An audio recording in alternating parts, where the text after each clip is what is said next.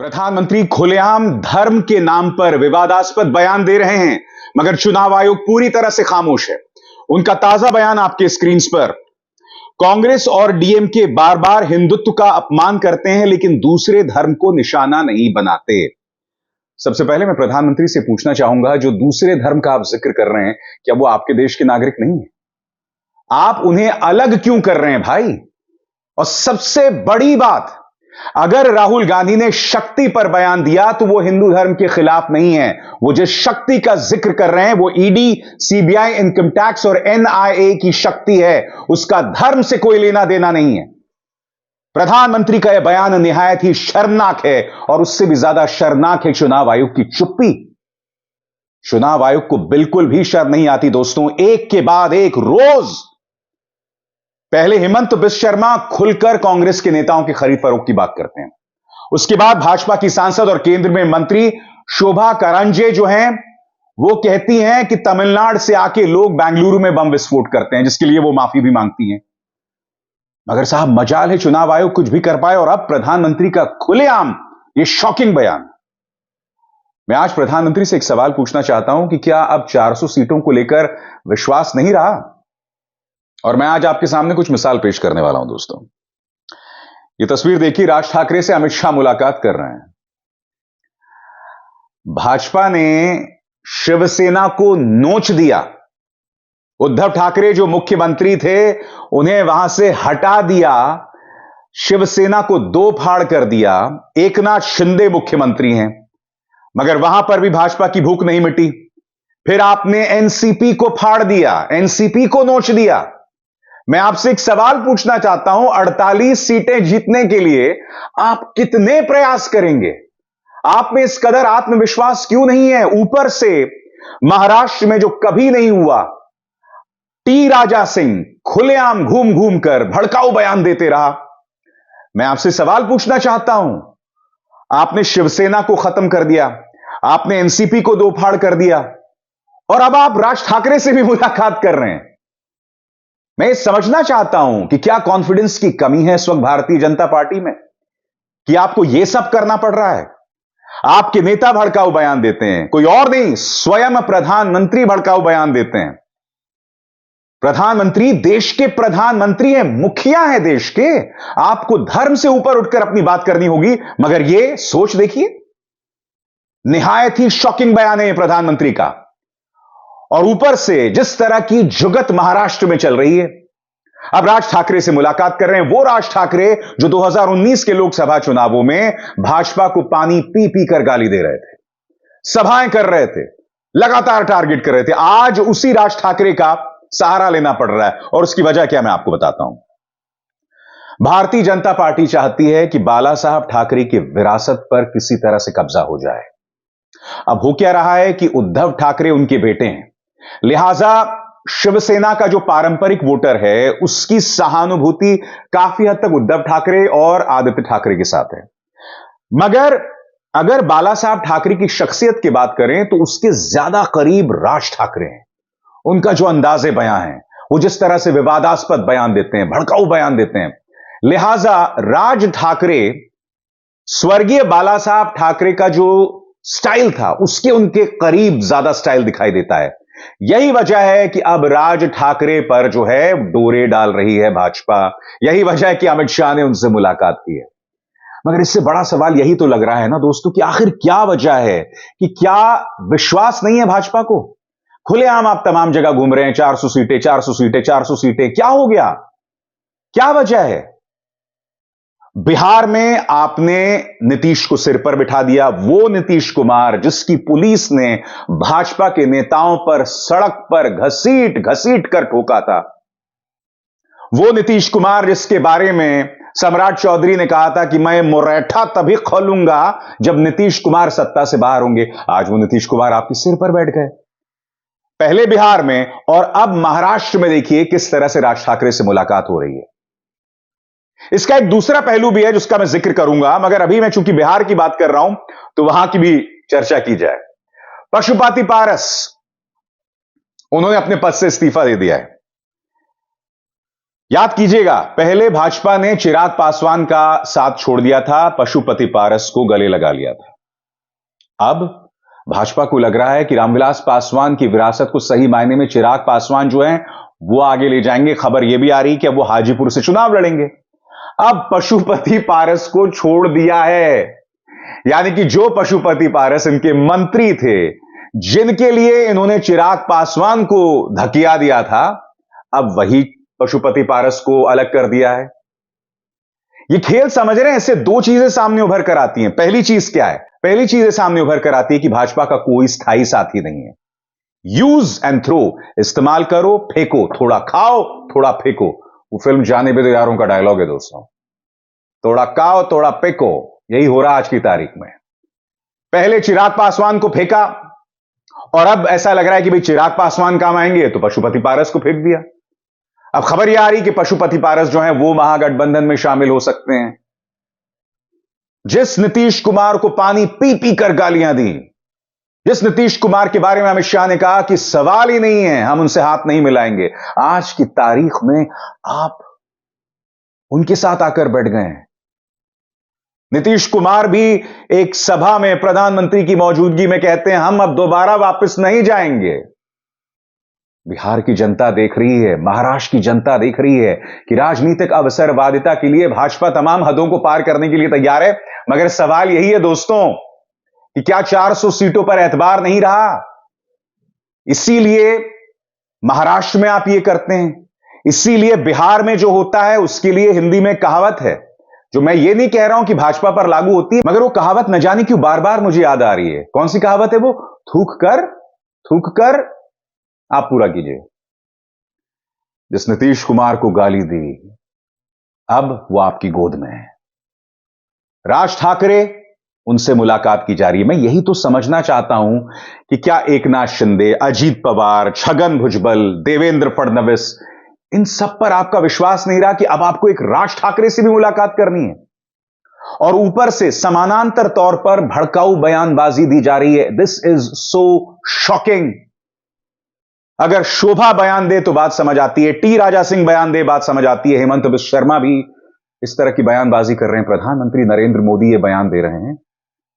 जैसे जैसे चुनाव आ रहे हैं, प्रधानमंत्री की जुबान और एक आम कार्यकर्ता की जुबान में कोई फर्क नहीं रह गया है। चुनाव की एक गरिमा होती है।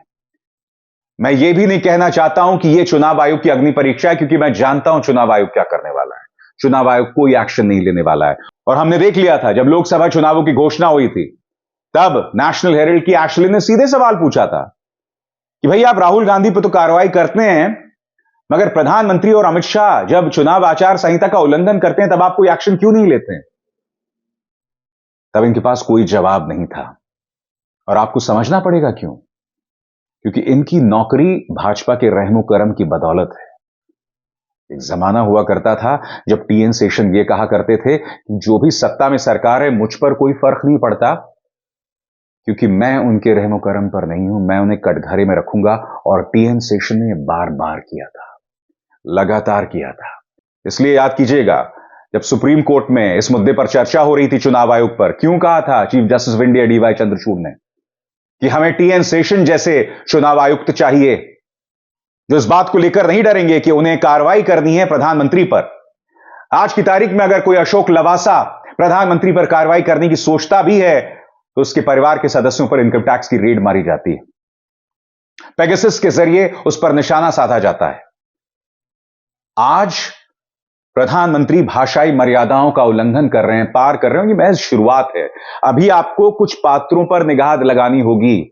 ये सभी पात्र भाषाई मर्यादाओं का उल्लंघन करने वाले हैं, चाहे अनुराग ठाकुर हो, चाहे स्मृति ईरानी हो, चाहे मुख्यमंत्री आदित्यनाथ हो, चाहे अमित शाह हो।